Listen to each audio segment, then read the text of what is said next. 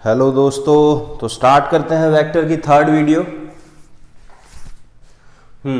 इसमें हमें पढ़ना है कि किसी एक वेक्टर को एक स्केलर क्वांटिटी से जब हम मल्टीप्लाई कर देते हैं तो उस पर क्या असर पड़ता है। ठीक है, पहला टॉपिक जो हमें पढ़ना है vector multiply by scalar. Vector multiply by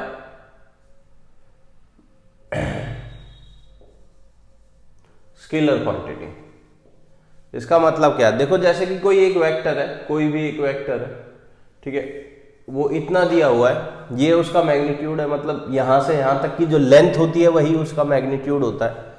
ठीक है, तो इसकी जो यहां से यहां तक की लेंथ होगी वो कितनी होगी, ए का मैग्नीट्यूड या फिर ए। ठीक है, तुम कुछ भी लिख सकते हो। जब हम इस वेक्टर को किसी स्केलर क्वांटिटी से मल्टीप्लाई कर देंगे, जैसे कि ये तो हो गया ए वेक्टर, अब हमने इसकी मल्टीप्लाई करी 2 से, तो 2 टाइम्स ऑफ ए वेक्टर क्या हो जाएगा, इसका डबल। डायरेक्शन सेम रहेगी, बस इसका मैग्नीट्यूड है जो डबल हो जाएगा। देखो इसकी लेंथ डबल हो गई। ठीक है, तो जब स्केलर से मल्टीप्लाई करते हैं तो उसकी डायरेक्शन पे, पॉजिटिव स्केलर से मल्टीप्लाई करते हैं तो डायरेक्शन पे कोई असर नहीं पड़ता, सिर्फ मैग्नीट्यूड बड़ा और छोटा हो जाता है। अब देखो अगर मैं इसको मल्टीप्लाई करता 1/3 से, 1/3 इंटू ए वेक्टर, तो ये 1/3 टाइम हो जाता है इसके मैग्नीट्यूड का।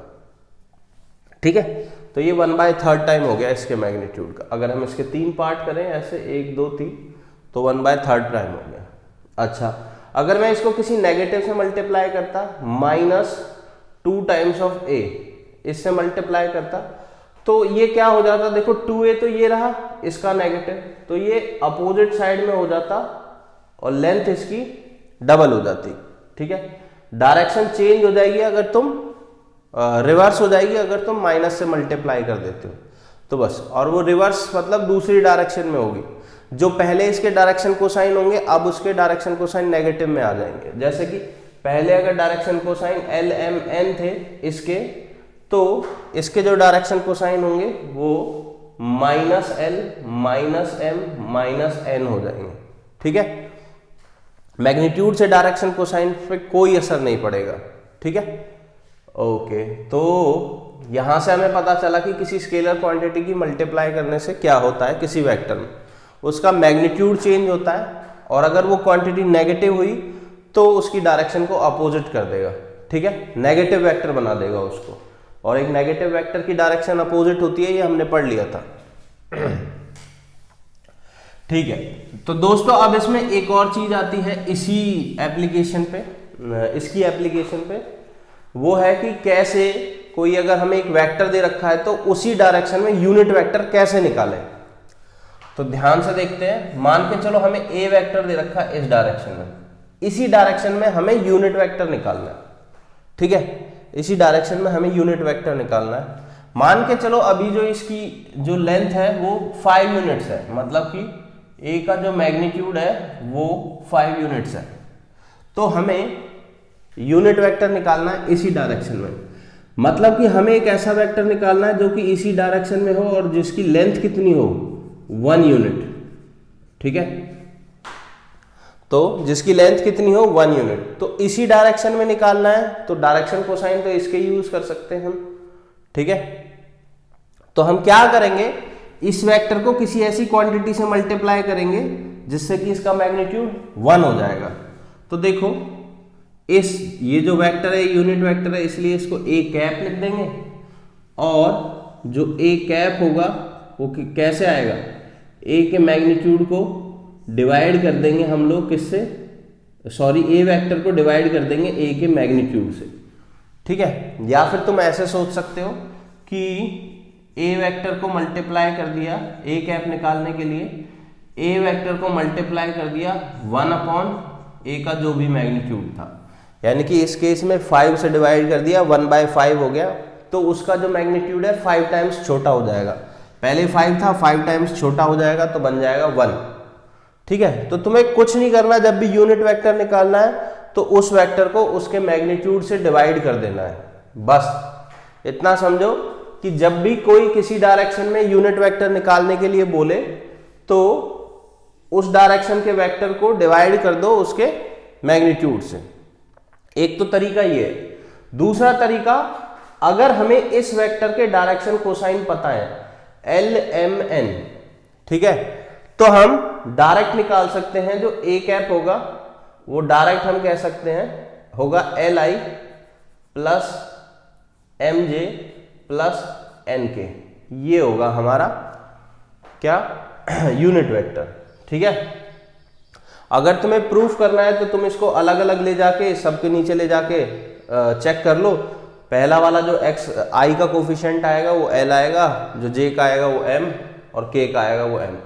तो दो तरीके हैं याद रखना। अगर डायरेक्शन कोसाइन पता है तो डायरेक्ट डायरेक्शन कोसाइन के साथ आई जे के लगा दो तो यूनिट वेक्टर आ जाएगा उस डायरेक्शन में, या फिर कोई भी उस डायरेक्शन में वेक्टर पता है उसी वेक्टर के मैग्नीट्यूड से डिवाइड कर देंगे अगर वेक्टर को, तो भी यूनिट वेक्टर आ जाएगा, ठीक है।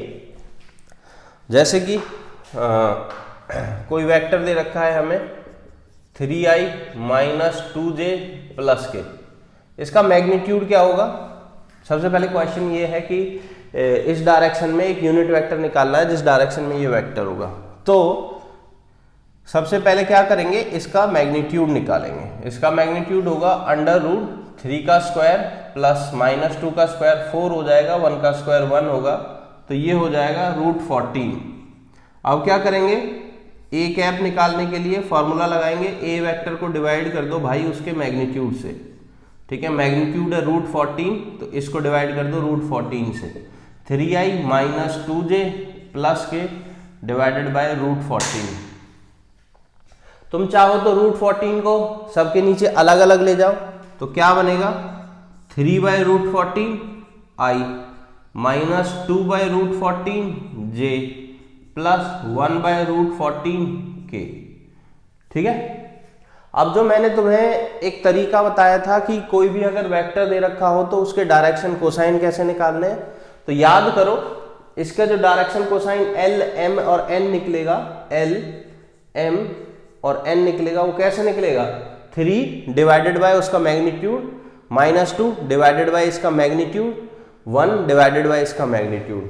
तो क्या हो जाएगा 3 डिवाइडेड बाय मैग्नीट्यूड है तो ये minus 2 divided by root 14 1 divided by root 14। ये मैंने फर्स्ट वीडियो में समझाया हुआ है कि डायरेक्शन कोसाइन कैसे निकालना है, ठीक है। तो ये वेक्टर हो गया, उसके डायरेक्शन कोसाइन ये हो गए। इन्हीं के पास आई जे के लगा दोगे तो यही वेक्टर आ जाएगा। फिर से तुम देख सकते हो यूनिट वेक्टर में जो ये कंपोनेंट होते हैं यही डायरेक्शन कोसाइन होते हैं, ध्यान रखना। तुम उल्टा भी कह सकते हो, कोई यूनिट वेक्टर होगा तो उसके डायरेक्शन कोसाइंस आई जे के कोफिशिएंट्स होंगे, खत्म बात, ठीक है। तो यहां से अब क्वेश्चन को कोई कितना भी घुमा दे, अगर तुम्हें ये सारी जानकारी पता है तो तुम आराम से कर लोगे, ठीक है। अब आगे चलते हैं, वेक्टर जॉइनिंग 2 पॉइंट्स, ठीक है। स्पेस में वेक्टर कैसे बनाते हैं जो 2 पॉइंट्स को ज्वाइन कर रहा होगा, ये भी काफी इजी है।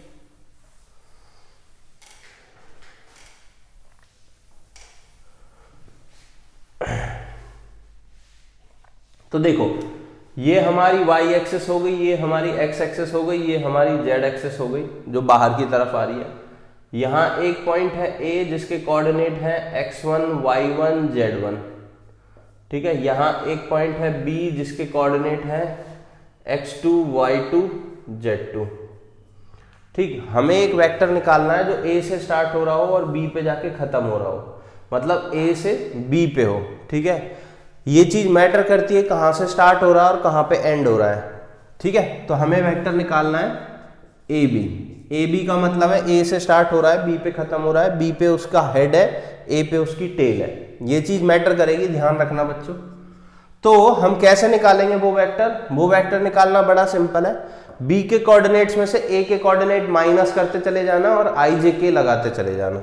देखो इस तरीके से x2 में से x1 माइनस करो तो आएगा x2 माइनस x1i प्लस इसमें से ये माइनस करो y2 माइनस y1 फिर लगाओ j plus z2 minus z1 k, ठीक है।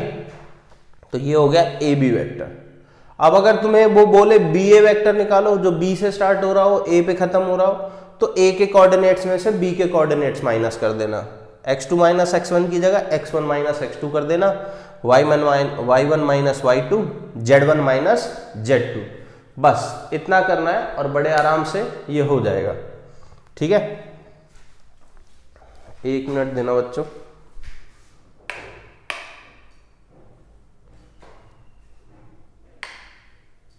हाँ, अब लाइटिंग सही है, तो फिर से स्टार्ट करते हैं। हमने पढ़ लिया कि वेक्टर जॉइनिंग 2 पॉइंट्स कैसे निकालेंगे, तो इस तरीके से निकालेंगे, कोऑर्डिनेट्स को माइनस कर देंगे, बस इससे ज़्यादा तुम्हें इसमें कुछ नहीं सीखना है। ठीक है, इसके बाद हमारे पास आता है सेक्शन फॉर्मूला। इसमें एक सेक्शन फॉर्मूला है, ठीक है। सेक्शन फॉर्मूला जिस बच्चे को याद ना हो, तो हम 10th क्लास से पढ़ते आ रहे हैं सेक्शन फॉर्मूला, तो मैं यहाँ पर एक बार लिख देता हूँ, याद नहीं होगा तो वो रिवाइज हो जाएगा क्योंकि वही सेम लगेगा। तो जैसे अगर हमें 2 पॉइंट दे रखे हों, पहला पॉइंट है x1 y1 z1, x1 y1 z1। 3D में सेक्शन फॉर्मूला 11th क्लास में था, 2D में सेक्शन फॉर्मूला 10th क्लास में था। हमें यहाँ 3D में पढ़ना है x2 y2 z2। ये 2 पॉइंट दे रखे हैं हमें, A और B, और इनके बीच का ऐसा पॉइंट निकालना है जो कि इसको m/n में डिवाइड कर रहा होगा। उसके coordinate capital X, capital Y, capital Z हो गए। तो कैसे निकालेंगे, ध्यान रखो बच्चों, m की मल्टीप्लाई इससे होगी, n की मल्टीप्लाई इससे होगी, तो x क्या आएगा हमारा, सबसे पहले n की मल्टीप्लाई इससे करो और m की इससे करो, तो m into x2 plus n into x1 divided by m plus n, ये आ जाएगा हमारा बीच वाले का x कोऑर्डिनेट। x कोऑर्डिनेट निकालने के लिए सिर्फ x के कोऑर्डिनेट्स यूज करेंगे। ये रिवाइज हो गया होगा, 10th में भी था, 11th में भी था। my2 plus ny1 divided by m plus n, z होगा हमारा mz2 plus nz1 divided by m plus n। ठीक है, तो बड़े आराम से यहां से हो गया। ठीक है, अब देखो यही चीज वेक्टर की फॉर्म में हमें कैसे निकालनी है वो हमें पढ़ना है। ठीक है, section formula in vector form. ठीक है, मान के चलो तुम्हें एक पॉइंट दे रखा है यहां पर, ठीक है, और दूसरा पॉइंट दे रखा है यहां पर। ठीक, अब ये जो पॉइंट है ये P है, इसके कोऑर्डिनेट्स मान लो वही x1 y1 z1, इसके कोऑर्डिनेट्स x2 y2 z2। ठीक है, और इनके बीच में एक कहीं पॉइंट है R, ठीक है, ये कैपिटल R, जिसके कोऑर्डिनेट x, y, z ये अननोन है। ठीक है, और हमें 2 वेक्टर दे रखे हैं। एक वेक्टर दे रखा है इसका पोजीशन वेक्टर जो कि हो जाएगा स्मॉल p, इसका पोजीशन वेक्टर जो कि हो जाएगा ये पॉइंट Q है, स्मॉल q। ठीक है, और हमें निकालना है बीच वाले का पोजीशन वेक्टर, ठीक है, जो कि इसको m/n में डिवाइड कर रहा है। ठीक, तो बच्चों हम यहां से ये कह सकते हैं कि जो इसके कोऑर्डिनेट आएंगे x, y, z वो इस तरीके से आएंगे कुछ। ठीक है, इसके जो कोऑर्डिनेट्स आएंगे x, y, z वो इस तरीके से आएंगे, क्योंकि तुम देख सकते हो सेक्शन फॉर्मूला लग रहा है सिंपल। तो इसके कोऑर्डिनेट से हम इसका ये वाला वेक्टर निकाल सकते हैं r वेक्टर, इसका पोजीशन वेक्टर। ठीक है, पोजीशन वेक्टर कैसे निकालते थे, अगर उसका कोऑर्डिनेट पता है तो कोऑर्डिनेट्स के साथ ij लगा देंगे, पोजीशन वेक्टर आ जाएगा। फर्स्ट एक्सरसाइज, फर्स्ट कॉन्सेप्ट कि किसी पॉइंट का पोजीशन वेक्टर कैसे निकालते हैं। जैसे इस P पॉइंट का ये P वेक्टर पोजीशन वेक्टर होगा, क्योंकि ओरिजिन से स्टार्ट हो रहा है, तो स्मॉल p वेक्टर क्या आ जाएगा, x1i plus y1j plus z1k। q vector क्या आ जाएगा, x2i plus y2j plus z2k। ठीक है, ये q का पोजीशन वेक्टर आ जाएगा ये। अब ये r वेक्टर क्या आ जाएगा, ये r वेक्टर आ जाएगा। पहले हम इसको डेराइव कर लेते हैं, फिर मैं यहाँ डायरेक्ट फॉर्मूला लिख दूंगा। ठीक है, वैसे डायरेक्ट फॉर्मूला तुमने देखा भी होगा क्या होता है, डायरेक्ट फॉर्मूला लिख देता हूं फिर प्रूफ कर लेते हैं। R vector is equals to होता है, देखो P की मल्टीप्लाई करो n में तो और Q की करो m में। पहले m को लिख देते हैं m इंटू पी, सॉरी गलत हो गया, m की मल्टीप्लाई होगी Q में। सो m की मल्टीप्लाई हुई Q वेक्टर प्लस n की मल्टीप्लाई हुई P vector divided by m plus n। ये मैं तुम पहले n और m जिसको मर्जी उसको लिख सकते हो, बट ध्यान रखना m की मल्टीप्लाई q में ही होगी और n की मल्टीप्लाई p में ही होगी, ठीक है। अपोजिट साइड में मल्टीप्लाई होते हैं, m की उस वाले में, n की इस वाले में, अपोजिट साइड में मल्टीप्लाई होते हैं। तो r वेक्टर हमारा ये आ जाएगा, ठीक है। ये जो बीच वाला वेक्टर है ये डायरेक्ट ही आ जाएगा। कैसे आया तुम यहां से चेक कर सकते हो। r वेक्टर के जो कोऑर्डिनेट्स हैं वो क्या होंगे, xi plus yj plus zk। इन तीनों की वैल्यू हमें पता है, ये रही, रख देते हैं। r वेक्टर आएगा हमारा x की वैल्यू रखेंगे m x2 plus n x1 divided by m plus n i, ठीक है, i इसके साथ है। फिर m y2 plus n y1 divided by m plus n j।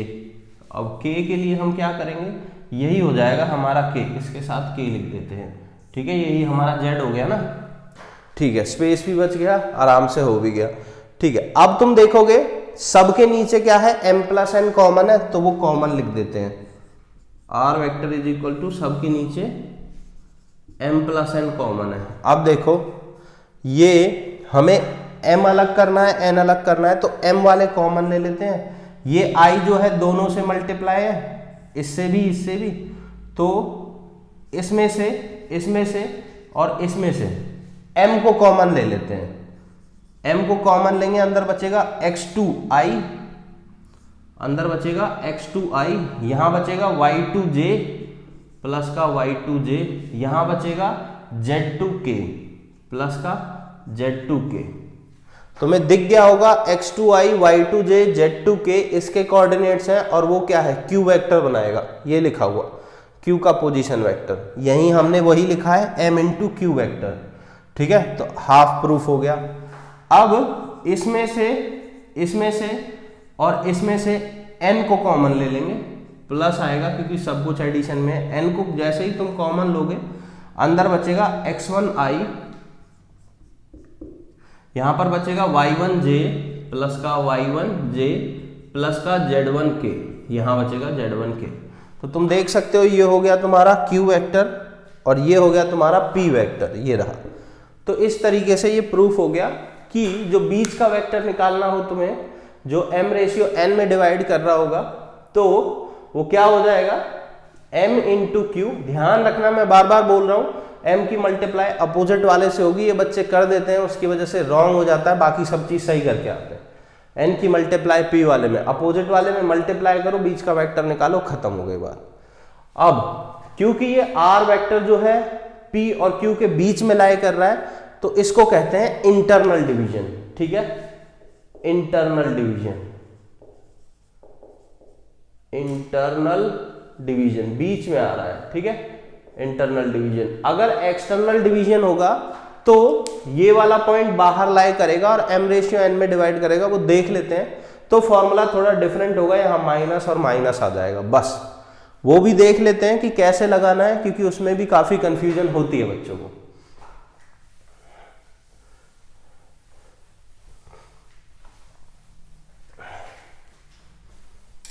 तो बच्चों जब भी इसके क्वेश्चन लगाओ, इसके क्वेश्चन हम नेक्स्ट वीडियो में लगाएंगे, 2-3 क्वेश्चन लगाने जरूरी है, 3-4 एक्सरसाइज के, ठीक है।